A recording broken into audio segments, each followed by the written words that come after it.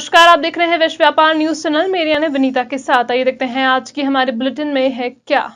तुर्की का दावा, रूस यूक्रेन समझौते के बेहद करीब। 3 वजहों से 2 ईसाई देशों के बीच अहम कड़ी बना ये मुस्लिम मुल्क। एक तरफ रूस और यूक्रेन के बीच भीषण लड़ाई चल रही है और दूसरी तरफ इसे रोकने के प्रयास। तुर्की इन प्रयासों में अभी सबसे आगे नजर आ रहा है।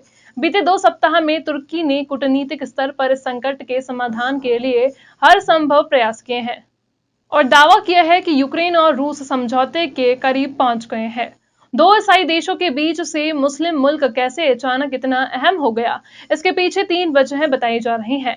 पहला तो ये कि तुर्की अन्य देशों की तुलना में रूस और यूक्रेन के ज्यादा करीब है। दूसरा, रूस इस मामले में अमेरिका या तमाम पश्चिमी देशों को लीड नहीं लेने देना चाहता है और तुर्की के जरिए पूर्वी यूरोप में एक बड़े भाई की भूमिका में नजर आना चाहता है।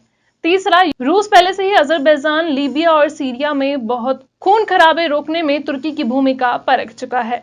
सवाल है कि तुर्की का दावा है कि वो रूस और यूक्रेन को समझौता के करीब ला रहा है। रूस यूक्रेन संकट में तुर्की की क्या भूमिका नजर आ रही है? इसका जवाब यह है कि तुर्की और रूस के बीच कई जगह सुरक्षा सहयोग है। उसकी वजह से दोनों के बीच विश्वास पैदा हुआ है। जैसे अजरबैजान, लीबिया और सीरिया में तुर्की और रूस के बीच सुरक्षा सहयोग हुआ है, जिससे सैन्य स्तर पर भरोसा और संभावनाएं पैदा हुई हैं।